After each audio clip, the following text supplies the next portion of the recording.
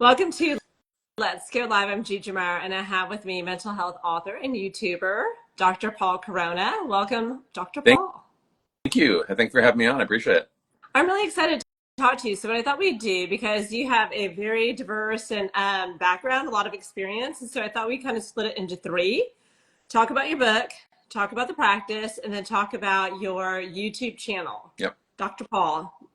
Okay, so I labeled you as a mind and body or a mental health medicine author. Are those correct terms, or what would you prefer? That's a good summary. A lot more. There's more than that, but that's a good way of summarizing kind of what the book. I have 4 books out now, and I have 2 more coming this year, so it'll be 6 books total. But yeah, it's all about the mind body and how mood affects the body physically and other things too. But that's pretty much the focus of my first 3 books. Well, I saw that you have a series out. And so let's dive into the very first book. You have a busy practice. What made you decide to write that first book? Oh, So it kind of goes. please share the title. Yeah, so it kind of goes back to my training days in medical school and early in my training and residency program in the early 90s. I became actually a family doctor back then because I didn't really know what I wanted to do. I kind of liked everything and decided to do a little everything. So during the 1990s, I basically was a family doctor, but I got really, really interested in mental health during that time because of new medications came out that were fascinating to me. And so I learned so much in the 90s that around the year 2000 is when I decided to break away from family practice and become full-time in I guess I call it like primary care psychiatry or, mental health.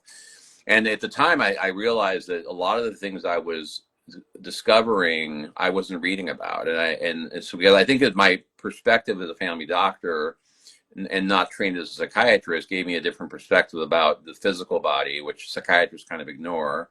And most primary care doctors kind of ignore the brain. And so I realized that there wasn't anything out there, even by reading psychiatric textbooks, I wasn't learning what I was seeing. And so I thought, I have to start writing a book. And so around 2002, I started writing my first book. And then after about 4 years, it became 800 pages. So I thought, okay, that's too much for one book. And I split it into 2 books.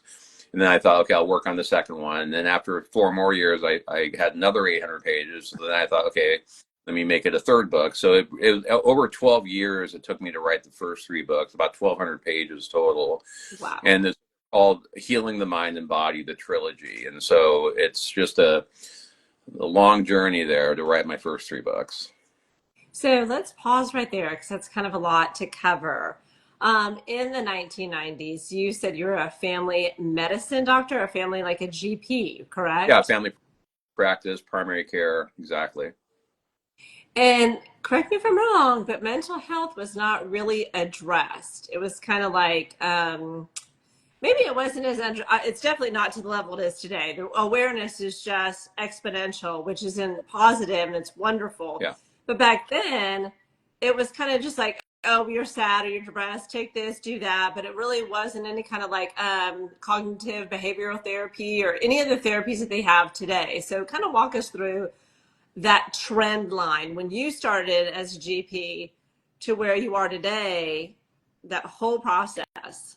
Yeah, it was early on because back when I was in training days, we had the first 3 SSRIs, Prozac, Zoloft, and Paxil, and those were kind of the modern antidepressants after the kind of the old school ones. And now those are old school. What's that? Now those are considered old school. They are, exactly. And so that's what I trained on.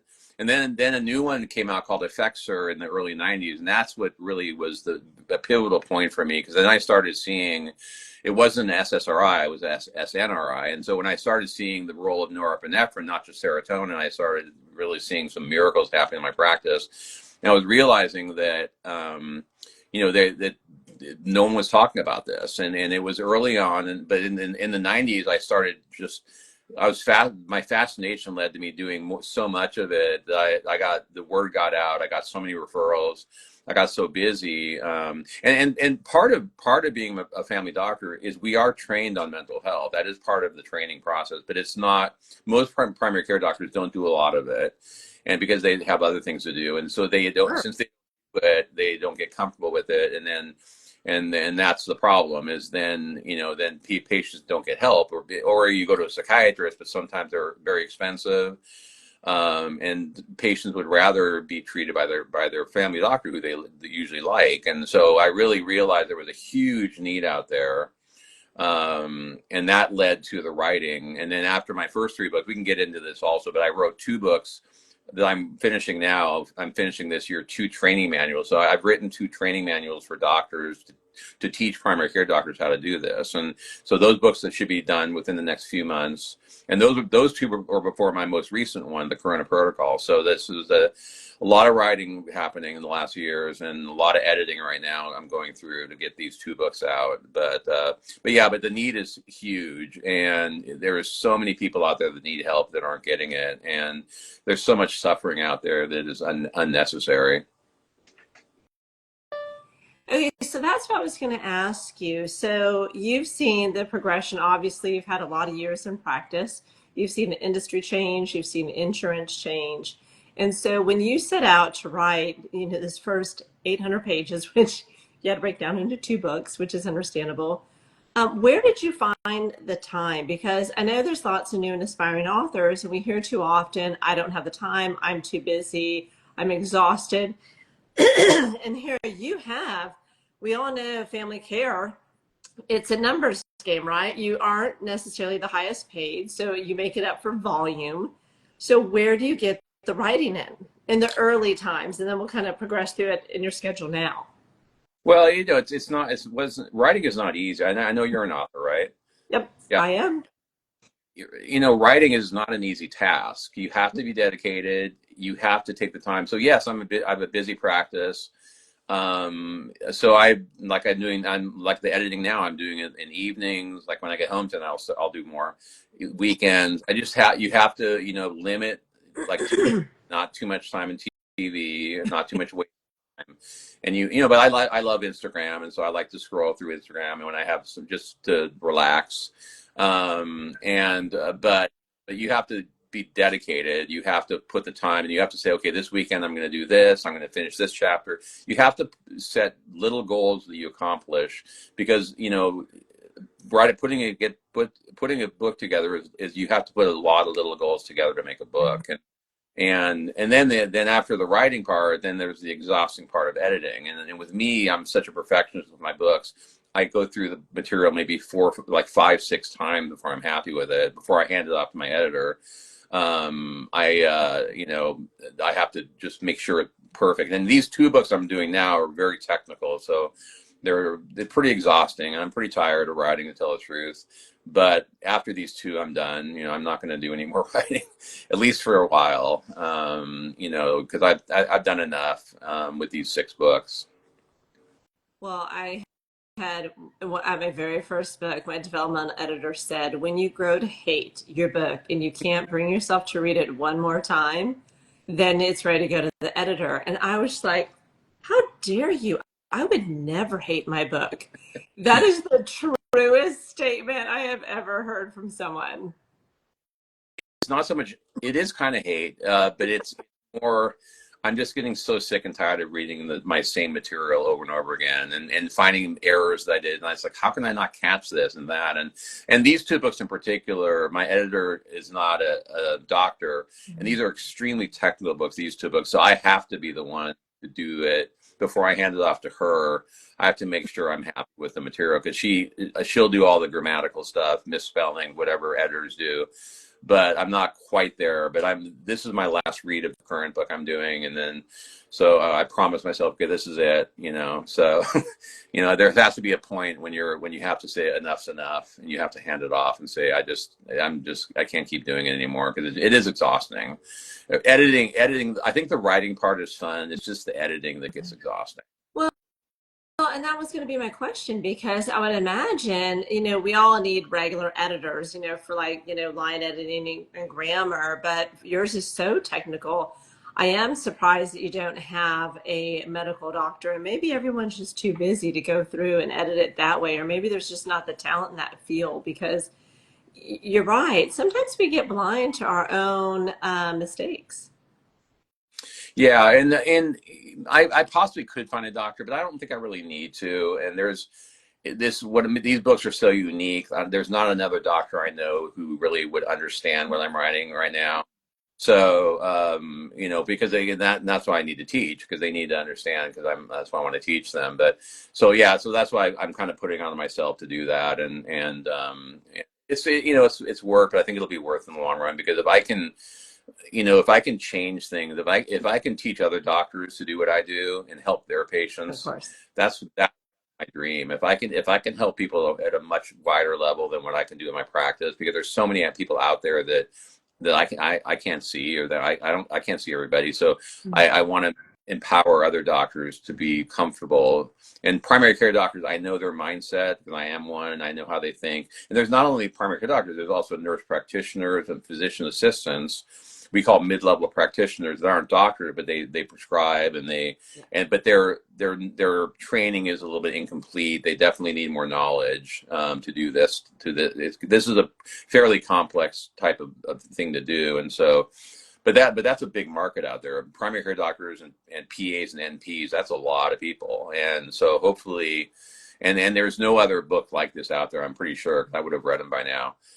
So this is a very unique thing I'm doing, and it's never been done. So that's the exciting part. Is if I can make it, you know, as a doctor, you want to help as many people as you can. That's what drives us to do what we do. And so if I can do that with these books, that's my dream. Well, it's commendable. So thank you for your years, many years of service for that. Could you walk us through your books? You said six coming out. Well, six in total is where you'll stop. You have two that you wrote over, 800. Who are those geared for? Are they geared for regular readers? So if you could tell us the title and who they're for and what the subject matter is. Yeah, so the first three books, remember, well, it's three books. So the first two is Healing the Mind and Body, the trilogy. I like the trilogy because I'm a fantasy buff, and so I like trilogy because there's fantasy world. There's a lot of trilogies, Sure. and so the first two are really with patients in mind, and the third book is more for doctors.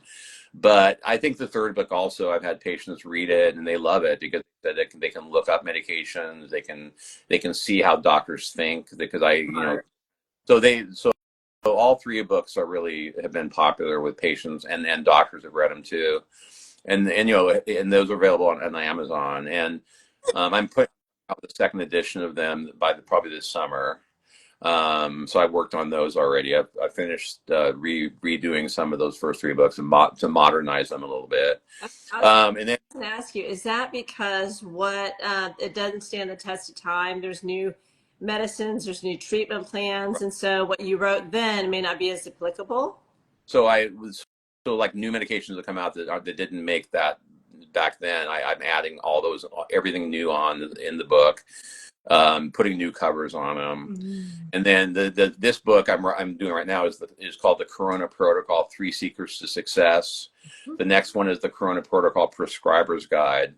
And then the most recent one I released last year is the Corona Protocol: A Scientifically Proven Medical Solution to Stop Addiction, Bullying, Homelessness, School Shootings, and Suicide, All that. 30 years.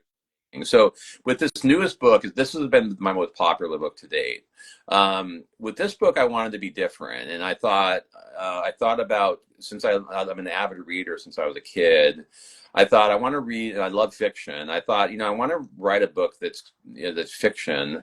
So this book is basically 30 original short stories that I write about people with different struggles, different type of mental struggles. And so I talk about the topic. I go into a story. Some of the stories are based on patients I've seen. Some of the stories are made up. Yeah, but 30 stories. A story about a school shooter, or a school story about, and then more common things like addiction and bullying and depression, anxiety, bipolar disorder, ADD, PTSD. So I have a bunch of things. I mean, I even go into personality disorders like narcissism and borderline personality and sociopaths and psychopaths. And so it's a pretty heavy book, and the stories are pretty compelling, and people love the stories. And so that's why the book is pretty much like half fiction, half nonfiction. And then I tell my story. I tell my story from the beginning. Every part of my story along the way that was really impacting in my career. So yeah, so I share a lot of personal information in the book. My last section of the book is, I tell some of the struggles I've gone through in my career and life, and how I've gotten through those things. So it's a very people feel it's a very motivational book. And like I said, people just love love reading the stories because people love storytelling. Yes. Well, would you do a companion guide as like journal or journal prompts or to help people with exercises to walk through? Because I know that mental health is a struggle that for a lot of people, but we can't all afford it. Yeah, and that's not a bad idea. I've heard someone else recommended I do that too.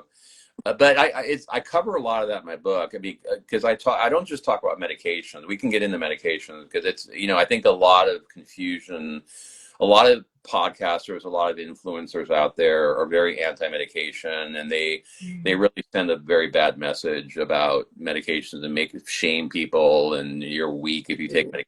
Ridiculous what I hear out there, non-doctors pretending like they're experts. But I don't talk about just that. I talk about other things like exercise and getting, therapy and counseling when needed, and yoga, meditation, relaxation techniques. So I cover a lot of ground in my books, about a lot of things that you can do free at home, and medications.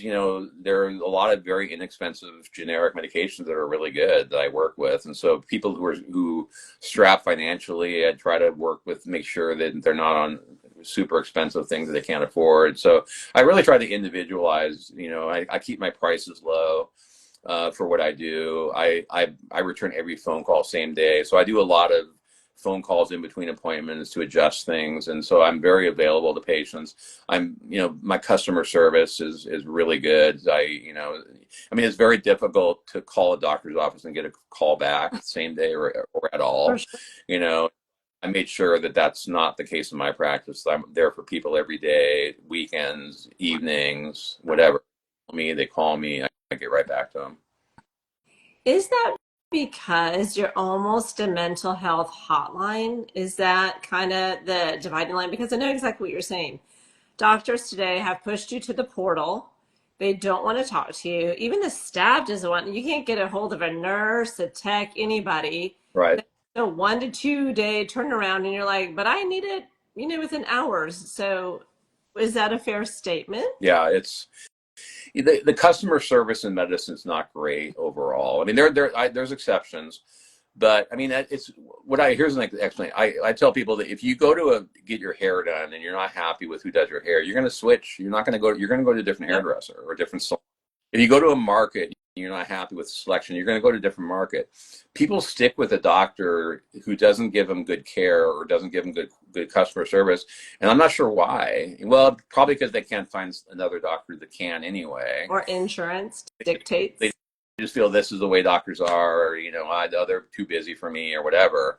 That's our job. My job is for my patients and being there for them, and that's my full-time job. So that's what I do.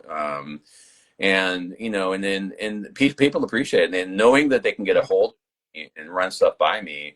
And then I don't even charge them for phone calls. It's I do a lot of free stuff, and because I know people are struggling financially, and I'm Mhm. very mindful of that. So yeah, so I try to do as much as I can for patients to help them, and to tell them, like, what else they might need. I mean, there's a lot of other options now. There's psilocybin, microdosing mushroom. There's ketamine. There's all these other things that are out there that are non-medications that have become popular. So there's a lot of options people have for sure. Okay, Dr. Paul, I think your next book needs to be customer service for the medical industry because Yeah. I can't figure out if we're so understaffed or more people are sick or we're using these facilities for things that we shouldn't. I can't figure out where the breakdown is. But I've never seen Yeah. healthcare be quite the disaster it is now. And it's definitely not customer centric. It's not to your convenience. You'll go into a doctor and you'll sit there for hours. It's just like, I don't I know. know where the breakdown. I never remember it being this bad. It's getting worse. It's gotten a lot worse, especially in the era of like managed care, and you got these mega groups, and then you never see the same doctor the same at the next, you know. So it's just medicine's changed, and and I think doctors are fairly unhappy with their profession, and they what they went into, and they thought the money would be better maybe, or they thought I went through all the schooling and now it's frustrating because this guy who went into banking or whatever is making way more than me, and there are people on YouTube that are, or whatever, Instagram, that are making way more than I am, and they have a high school education. So I think doctors get kind of frustrated when they see, like, you know, it's not, but again, for doctors, and for me at least, it's never been about money. I mean, we do fine. We're not hurting, but it's not about for us. If it was about money, we could have made a lot more with a lot less schooling than Sure. what we've gone through. You Sure. have to be, I think a lot of doctors get into it and then they get kind of, maybe it's burnout. Maybe they get sick of the corporate stuff, and they have to deal with that. I think, see, with me, I had no managed care. I got rid of managed care like 30 years ago, and I didn't like it. I didn't want to get involved with it. I like to be free to do what I want to do and not be pigeonholed into like a corporate structure of making decisions for me. And I never liked that. This is why I never got into it. But that a lot of doctors have, because they feel that everyone else is doing it, and there's not a lot of solo practitioners like me out there. And so there's a combination of things that have led to just very, very poor customer care. So, for those that are watching or listening, what is managed care? Some people don't know what that means, So managed especially talking like in the like United like States. like HMOs or Kaiser or the VA, So basically, I mean, anyone who's been Kaiser, I mean, I can criticize Kaiser all day. Terrible system. But advantage, where the doctor, you have like 5 minutes with the doctor, and then that's it, and managed care HMO means basically you get assigned to a doctor. Mm-hmm. You have to go to that doctor for everything, and you have no choice. And if you want to get a referral, that you have to go to that doctor to get a referral, and then it's hard to get a referral. So basically, it's cheaper care, and so people save money on these kind of plans, but you don't get as good service. So people understand the words like PPO and HMO. Mm-hmm. Um, PPO basically is more expensive, but you get more choice because there's more doctors take that, so you have a choice of going to different places. You can pick your own specialist, so you get a lot more choices. But then there's more costs involved also. But a lot of people who have a job where their employer provides insurance have an option. They can choose the cheaper one like Kaiser, or they can choose an HMO. So usually it depends on what people want to get, and they have to sometimes put more money into it if they want to get a better insurance. Yeah, I know that we always complain here in the US about our quality of healthcare and our choices, but compared to what I hear from other countries, even Europe, UK, it's still, heads above everybody else. Right. So, on your third and fourth book, those are geared towards medical practitioners. The fourth and fifth book. Fourth and fifth. Yeah. What do those cover specifically? Well, very, very detailed. How to assess people. How to, just very, very detailed information about diagnoses, medications, titration. How do I decide how to dose and titrate? Meaning, how do I change the dose of medication? When do I decide to add something on? So very detailed. We call it polypharmacy. So I do a lot of combining of different medications together, and that's the art of it. And that's not taught very well. So that's what I've learned how to do on my own really a lot, is how to put medications together, lower doses with that do different things and put them together. And that's where my success is. I think most doctors will just push an SSRI like Zoloft or Lexapro and push it to the highest dose, and then it takes months and months to get very little results, and then they go off it and try another one. It's just the care you're going to get out there is pretty bad, and it takes months or years for them to finally figure out that they still don't know what they're doing. And so I think a lot of people get frustrated and they think, well, I've tried that, it doesn't work for me. you haven't tried the right things. If it hasn't worked for you, it means that you went to a doctor who didn't really know what they're doing. And it doesn't mean there's not an answer. It's just that you need to go to the right doctor, or you need to go to someone who knows what they're doing. And so I'm getting a lot of referrals. I mean, I'm doing a lot of telemedicine. I have a lot of patients out of state now Oh. who are a hold of me. And so I'm getting busier, but I like it. I like being busy. But as busy as I am, I'm still getting able to get people in quickly, new patients in quickly. And so I do that purposely, because I think another complaint is people say, "Oh, we have an appointment 3 months from now." It's like, 3 months now? Are you kidding Oh me? yeah. So I A specialist, neurologist, cardiology. Yeah. If you have an emergency, you go to the ER.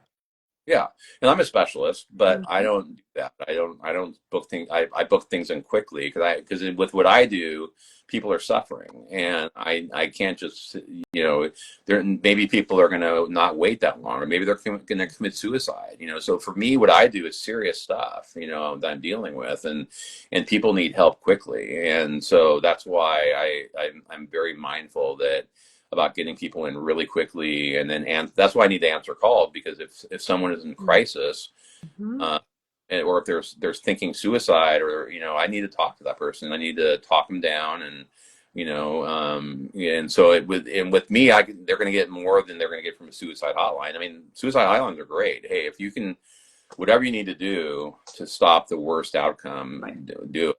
But thankfully I haven't had that happen in my career, because people don't feel hopeless, because they know, because I give them the hope that they're looking for, and I show them how quickly people can get better. Most people in my practice can get fully better within 2 visits, 1, 2, 3 visits at the most, within a month, maybe 2 at the most. I can get someone fully better who's really in bad shape when they come and see me. So I work very quickly with what I do. I move quickly. I add quickly. I know exactly what where I'm going with people, and you have to, and you have to see what happens, and okay, then I have to switch course because that didn't work. But you have to move quickly, and then that's what the Corona protocol is my methods of how to do things in an efficient way and in a very effective way. Because the goal of treatment is we call remission, which means getting people completely better. And what that means is, I'll ask people, like, when did you feel the best in your life? When is that? And people will usually say either childhood, like elementary school, if you have a good childhood, or maybe late teens, early mid 20s, because it's more about fun and having, and you're not burdened with family or that much responsibility. So if someone tells me that's when I felt my best, my goal is to get them back to feeling that way again. So that's the goal of treatment, is to get people feeling. So when the person tells me I'm back to myself again, I've never thought I'd feel like that again, or I'm about 75% of the way there. Okay, tell me about the other 25%. What's that? And then I work on the other 25%. So I'm able to kind of keep pushing until the person tells me I'm 100%, I'm 90, 95%. Okay, maybe the rest of it is you need to exercise more. You need to start walking. You need to start this, or you need to, and so I'm always looking for ways of, improving the outcomes, and I'm constantly mindful of that. Okay, that is impressive because I don't think any doctor I know has ever approached it from that, like you said, the Corona protocol. What is, and so it's so enlightening, it's so insightful, it's such a different approach. And that's why it is a different approach, and that's why I decided to write books to teach doctors, because I wanted to teach them this approach. I want to show them that they can do this. I think primary care doctors, they feel that I'm just too busy dealing with coughs and colds and blood pressure and whatever. I don't have time for that. I don't have time for psychiatry. Well, you do have time. It doesn't take any longer than, I'm able to see, a patient, usually a follow-up patient, within 20 minutes, an hour for a new patient. So I'm able to see people in a good, I'm able to see several people a day and still have good care. It doesn't take as long. So I think doctors feel that way because they think it's so involved that or they just think, again, they're too busy. I don't have time for that. So I think that's where they're wrong. They do have time for it. They can do it. They have all the knowledge they need to do it. They just need to know how to do it. They need to know the methods of how to do it. And that's where I come in. And what I like to do, well, I want to travel a bit and do some teaching and speaking, what I thought about is setting up like an online training course. So what I would do is have a bunch of doctors online who sign up for my course, and have a patient come on. I have a patient prearranged, and I take a history from the patient, and I open it up and say, does anyone have any questions for this person? Let's go around and ask any questions, and then the patient leaves and exits the scene, and then we all talk about it. Let's talk about the diagnosis. Let's talk about the treatment plan. What do you want to do? Let's go around and get ideas. And so that way I learn from them, they learn from me, and at the end of the day I make the final decision. It's my show, it's my thing. So I say, okay, let's do this, and then we'll follow up with the patient in a few weeks. And then, so basically I'm looking to do maybe in like an online training course where I see new patients, follow-up patients. So they're actually seeing me in action. They're actually watching me do what I do.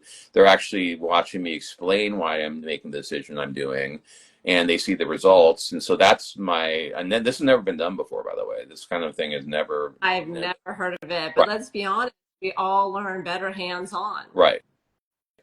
So that's my idea of doing it, being efficient. Again, I guess I can travel and do something. If I can do it efficiently by being where I'm at and reaching a lot of doctors, in the internet, by the internet, and that would be a very practical, efficient way of teaching. And be able to, eventually I'd love to do seminars and all that stuff. But to keep it simple, I think, I can make a big impact by just doing it virtually. Very genius. I love that idea. What are the top 5 mental health crises? And then I want to get into the therapies. Well, number one I see is anxiety disorders. People Why, miss. why is that so common now? Because people are very anxious out there for a lot of reasons. I mean, it's an anxious world out there. COVID made everything worse. The pandemic made it. But I think it's just, there's so many problems out there. I think social media isn't helping the situation, and I think there's a lot of good in social media, but there's a lot of there's a lot of stuff and that's not great. But anxiety disorders is number one. Depression number two. A bipolar disorder. I see a lot of bipolar disorder. I see a lot of ADD, a lot of PTSD, a lot of eating disorders, a lot of OCD. So that's more than 5, but that's some of them, and there's more. But those are the big ones. The big ones I see. And then the difference. Anxiety, because I have a question there. what's that? It sounds like it centers around control, maybe the lack thereof control, us wanting more control. OCD is where we can only we feel that we're only in control when we do it a certain way. So is that because the world has gotten so chaotic, and you can say the economy, politics, world, all that? Right. Is that a common denominator? Yeah, absolutely. And there's a lot of unhappy people out there. There's a lot of stressed out people, and the difference, and we all have stress. But the difference between stress and anxiety disorder is more pervasive. It's something that's going to affect you on a daily basis. Anxiety attacks. I mean, anyone who's had a panic attack, they'll explain it's like you think you're going to die. Scary. And Scary. anxiety, sweating and shaking and heart racing and can't breathe and chest pain, and they're thinking they're having a heart attack and they're not. So that it really affects people a lot. So that's the number one I see. And depression, well, yeah, people get sad when they should get sad. Sure, you lose a pet, you lose a loved one, of course you're going to get sad with a lot of things. But major depressive disorder is more pervasive. It's more long lasting. It's more you can't pull out of it. And people, when again, the same thing, when people say, I just am not myself anymore. How long have you not been yourself? A year or two. Really? Okay, let's go back a year or two. What happened back then? Anything to set this off? And sometimes then you got to remember that there's 3 things that set these things off. Number one is genetics. So a lot of these things run in families, so people can't help it. They have a bad tree, and then they get things from mom, dad, and grandparents, and so a lot of genetics is number So just one. Hormone, how we can inherit like heart disease or cancer, right? you can inherit mental Absolutely. illness. That's the number one. The number one reason for mental illness is inheritance, Okay. is genetics. Hmm. Number two is hormone changes. So puberty. That's why I see a lot of middle schoolers and high schoolers in teenage years. Puberty, women, PMS, postpartum after children, menopause. Men, I call menopause. So there's when with hormone changes, that's not great. Trauma, stressors, trauma, PTSD. So those are the main factors. But yeah, but people don't understand the genetics. And a lot of people come and see me and they go, I don't know why I'm everything's fine. My family's fine. My job is fine. I don't get it. I don't understand why I'm feeling this way. There's no reason to feel this way. Well, Sure.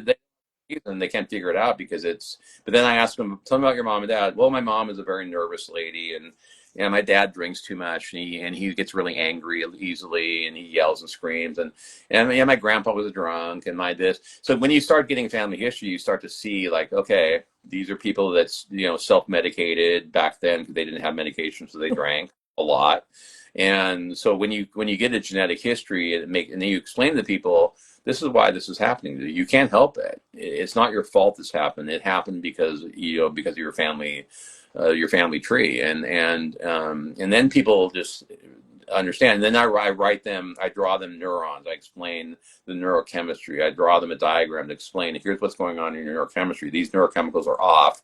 This medication fixes it and makes the chemical go. So I explain how medications are working with patients by showing them exactly, because they want to, when they see it on paper, because I don't have lab results for these people or scans. When they see it on paper, they see, okay, they see that there's a medical basis of this. It's not just throwing darts at a dartboard. There's actually a process to go through to figure out which chemicals are off.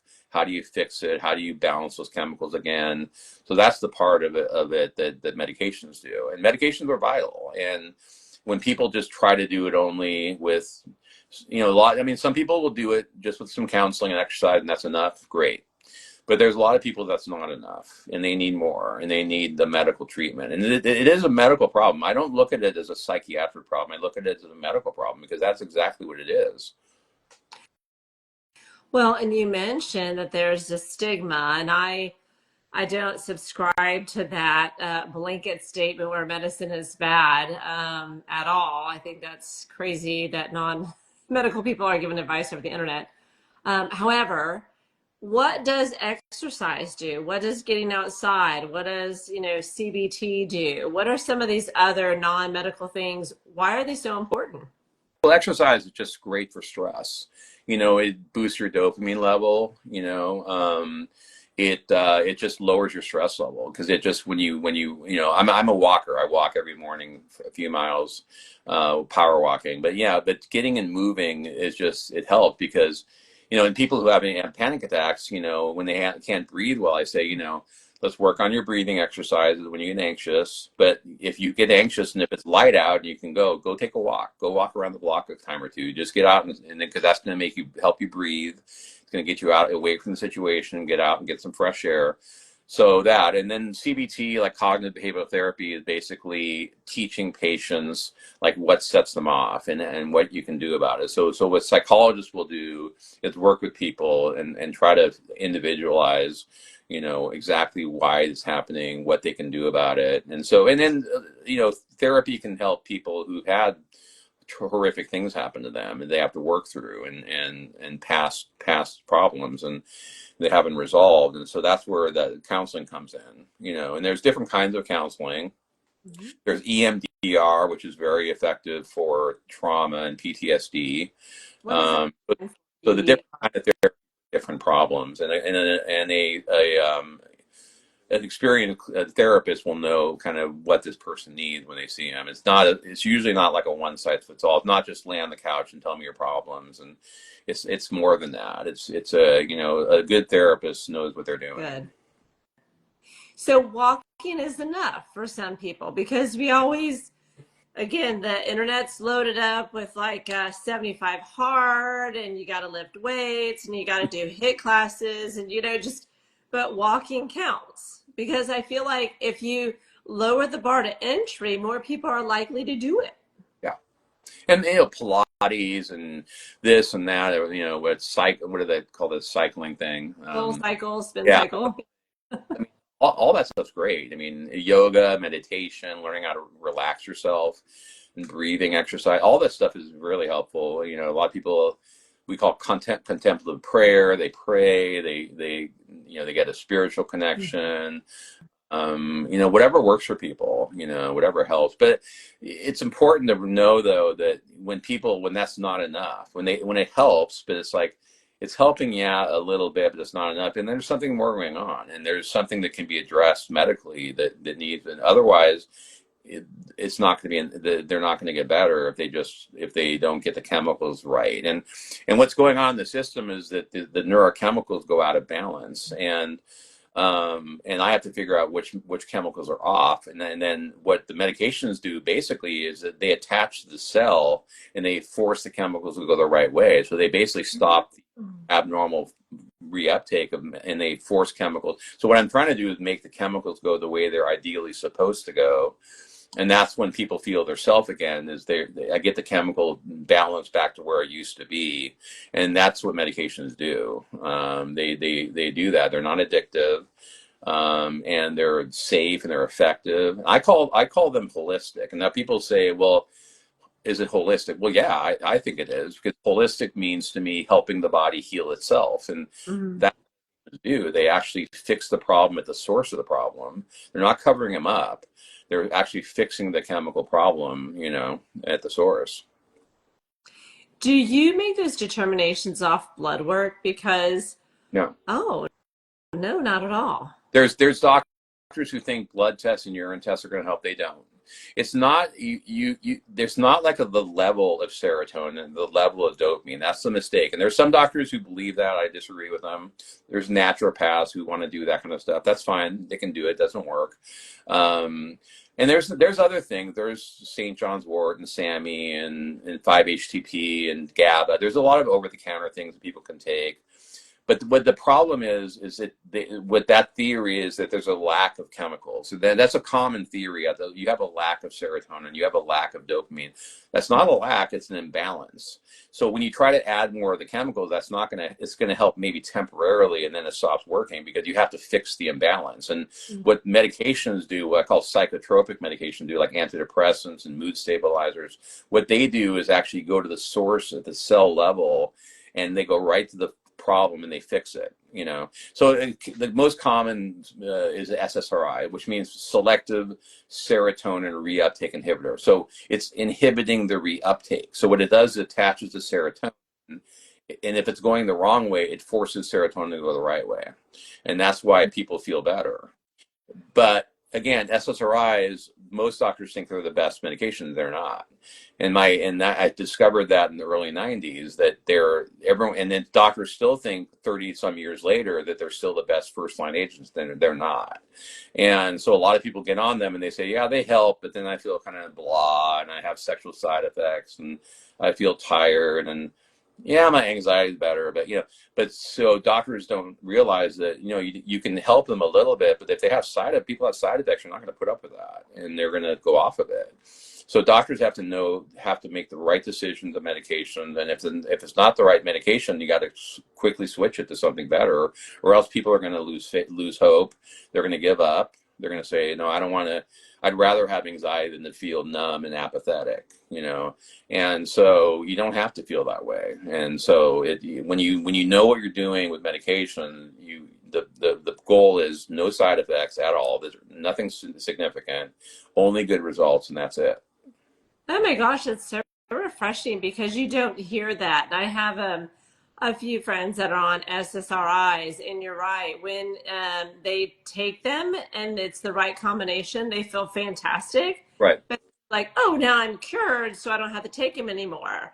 Or they do take the anxiety, but you're right, the weight gain, the lack of motivation, the fatigue. And so I feel like medicine has said, well, it's always a compromise, tit for tat. We can fix this, but all these things break. And to hear you go on and say, hey, I'm trying to fix it, to get you back to par or even better than par. And then there's no side effects. I mean, you never hear that. That's revolutionary. It is, and then that's why. And then no, and even to this day, I still am not reading anything about my methods, what I do. So if the case of, like, say, this is the most popular, Lexapro, right? So I switch them to, let's try Prestige. It's better usually. It's better. It doesn't have the apathy, the weight gain. And then let's add some Wellbutrin. Now, Wellbutrin takes a boost the motivation, energy, and it helps you lose weight. So I'm always mindful to no side effects that are lingering. No side effects, only good results. No weight gain, no apathy, no sexual side effects. So I'm always very mindful to make sure that the person is feeling great, side effect free. Oh my gosh, we need to get you on a speaking panel. Word. I'm hoping to get there at some point. Yeah, that's what these books. I'm hoping. I'm hoping with these books that, and with my TV show, which we'll talk about, but with the show, and I'm hoping, and with these books, and my newest book, which is doing really well. I'm hoping and I'm going to be able to elevate me to a level where doctors are going to want to listen to what I say. I hope so too. So, great segue into your TV show. Tell us about it. What is the name? Where do we So find it? it's the Dr. Paul Show, the Dr. Paul Show, and it's on Roku TV. And we've had over 6.5 million viewers worldwide so far. It's on Amazon Fire, which is like people call it Fire Stick. I have no idea what that means, but it's on Amazon Fire. And it's on YouTube. My YouTube, and we're up to 45,000 views already on YouTube. We're growing. I think 3,000 or 4,000 a week more every week. So now to find it on YouTube, and not only we're up to we're in our fourth season now. We've released over 40 episodes already, and the show is basically, most of the show is me sitting with patients. I pick patients that come in the office. I close the office for the afternoon, and my videographer comes in, who's also my editor, and we film the person, then telling their story, what led them to see me, and then we talk about the treatment, and then I bring out the whiteboard after they're gone, and I explain the neurochemistry. So basically, I'm explaining what I'm doing with patients, with live patients, actually with real patients. And on the YouTube, there's a lot of short, like 3 to 5 minute videos about, just short content stuff. So to find it on YouTube, you have to put the Dr. Paul Show, but the DR, like for doctor, the Dr. Paul Show with all lowercase, no spacing, no period. So THEDRPAULSHOW. So you have to put it in just like that, or you won't find it. And no Corona, the Dr. Paul Show. And so, yeah, if you want to subscribe to my YouTube channel, it's really blowing up and doing great. And yeah, it's just growing and growing. And one of the cases, her name is Samantha, has gotten so much attention that the TV network, we're going to be starting to film a documentary on her. So they want us to film like a 2-3 hour documentary. So we're starting filming this Saturday. She wants to do it, and it's a very compelling story. If you want to watch Samantha's story, go to that one. If you want to see one that really is very compelling. And Joshua too, his is really tough addiction stories, homelessness, almost dying, that kind of stuff. And it's pretty great. And the outcome has been great with her. So it's a really good story of her coming back, and now she's all about helping others and in the addiction community and speaking, and now she's really on fire. All because of you. Well, congratulations on the show. On hers, I know you had said with Joshua's, it's addiction and homelessness. What was her battle? Not to take away from the documentary itself, but what was her struggle? Her struggle with addiction and severe, coming from a very privileged home, and got into she was on pot and alcohol during high school, like a lot of people, and then she got into cocaine when she was in her 20s, and then she went through a bad breakup in her latter 20s, and so she really fell hard, and she called her dealer and she said, well, I don't have any cocaine, but I have something I think you'll like. Gave her I call her Roxy, which is like OxyContin, basically. strong opiate, and said he told her just chop them up and snort them, and I think you'll like it. And she said I liked it a lot, and that led her down a very bad road of addiction. It got to fentanyl, got to methamphetamines. Her parents kicked her out of the house. She was an only child. She was homeless for a while. It was bad, and she almost died 3 times. She had to have Narcan applied to come out of, because she was stopped breathing. And now she's just doing great, and just the fact that she's alive and thriving at this point is just really a miracle. Yeah, if she's a woman of faith, there's a reason why you're here. Yeah. I think it's interesting though, because there's a, I guess, a preconceived notion that when you come from wealth, you're exempt, right? Like we always think addicts are broken homes, runaways, homeless. And so to follow her story, that's not the case at all. Yeah. So what do Yeah. you find? Does addiction and some of this mental illness, does it follow any kind of socioeconomic lines or not at all? It can, but I mean, I live in South Orange County. I don't know where are you at? I'm in Houston. Okay. So I live in Orange County, California, which is very, high income area. So, but yeah, but it can, I see it where I'm at. Yeah, probably it's more in the lower socioeconomic, and a lot of, and the homeless population is very bad in California. And almost all the homeless are addicts and mental illness, untreated, and which is, So sad. they treat the mental illness with the drugs, and then they get on, and then the big one is fentanyl now. A lot of people dying. A lot of people, methamphetamine is burning their brains out and making them psychotic, and so it's a bad scene.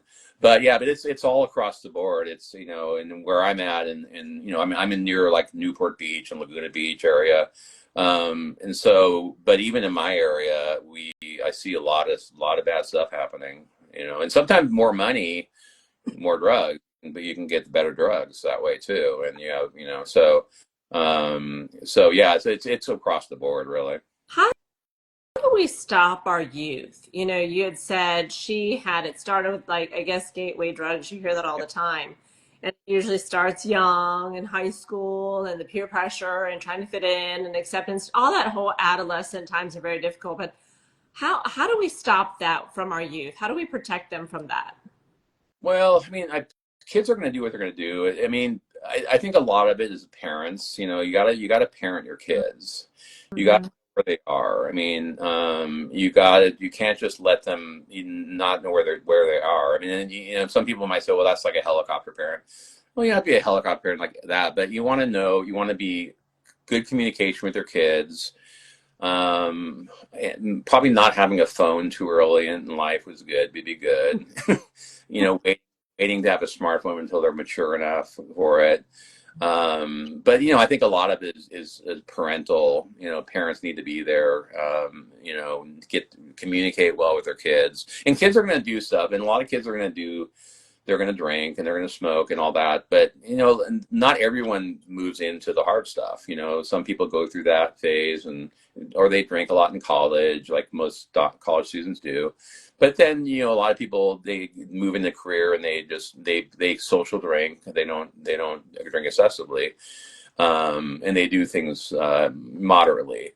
But then some people, who have an addiction gene, usually it's genetic, they can't control things, and then sometimes it moves into the hard stuff, and since there's so many hard drugs out there that are dangerous, and the biggest killer is fentanyl. I mean, it's killed hundreds of thousands of people already in our country. I Um, saw on the news they had the largest fentanyl bust, and because it was laced in all these pills. well, it's better now with the closed border, the open border before, with all these millions of people coming in. With the drugs were easy to get through. Now with the border pretty much closed, it's a lot more difficult for the cartels to get drugs through now.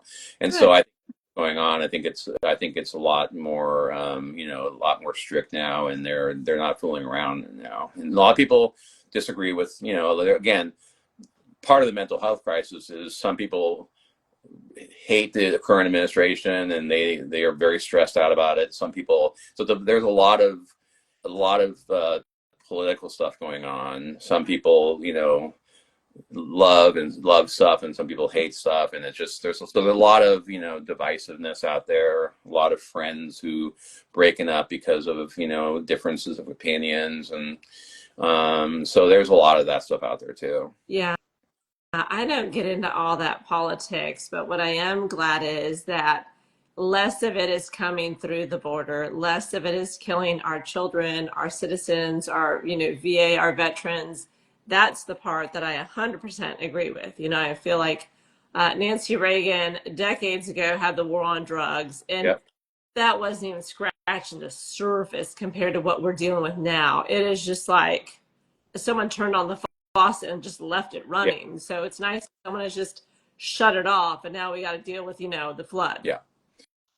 Yeah, it's the availability has gotten much more over the years, and a lot of it's because what's happening with it's the China has been sending the ingredients to Mexico. The cartels make the drug and they get it to the U.S. It comes through the Canadian border, so it's been very easy to get stuff into the country. And there's some people that there's homegrown labs here, they do it here, but it's becoming more and more difficult for them to do it now, which is why I think the deaths are starting to go down now.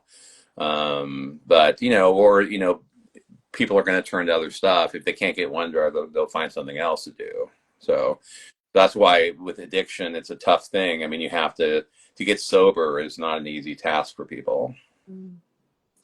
Do you work with Narcotics Anonymous or AA, or is that a route that you try and encourage people to go? Because Oh, I know they're free, for those that can't afford a private therapist. absolutely. Yeah, with addiction, it's free, and a lot of people say I don't want to go there and have everyone complain and tell their stories. But you know what? You're there. It's free, and it's a community of people who've had the same struggles you've had. So listening to other people and sharing your own story and getting advice. I mean, it's you're talking to people who understand you. They've been there, and so you have They're in people who've been. the boat rowing with you.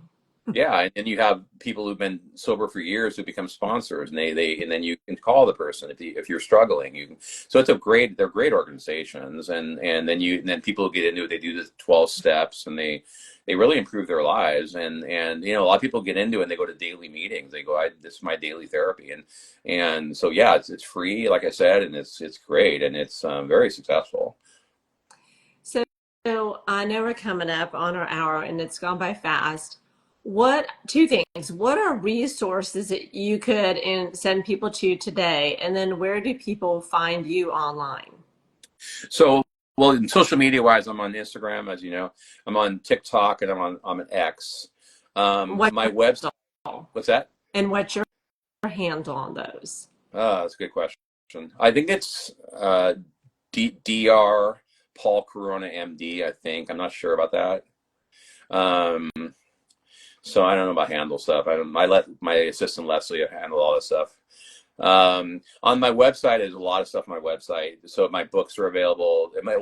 There's a link that goes to Amazon. My new book, The Corona Protocol, is on Barnes and Noble, Walmart, and Amazon. I also have an audiobook now. My new book is on audiobook. The Corona Protocol. It's on Audible. My website is www.drpaulcoronamd.com. So it's DR for doctor. So DR Paul Corona MD for the medical doctor.com. And on there, I have blogs. I've got a bunch of stuff that you can look at. I talk about my books. I talk about the show, testimonials, my background, my training, all that stuff. So if you want to, and if anyone's interested in becoming a patient, they can contact me through there. My number's there, my phone number's there. If they want to contact me, become clients of mine, feel free to. Because you do telemedicine, and so you do see people that are out of state. They don't have to fly to you Right. and still help that they need through Right. you. Wow. Yep. Wow. Yeah. So, and that's why that's my way of trying to reach out to people who feel hopeless, or if they can't find a doctor in the area that really knows what to do, then contact me. Because people ask me all the time, "Well, I'm in Michigan, or what I'm in wherever. Small Do you know?" town America. That's what that's what America is made up of, is more small and rural than we are urban. Right. And may not have a doctor. You know, there's these hospital islands they talk about. So yes. Right. Either you have the country doctor that probably doesn't do this. You got the have to travel a long way to get to the city, and then and then they may not. You know, again, it's finding a doctor to knows what to do. Now, if you can get to a psychiatrist, a board certified, you know, you're probably going to get better results.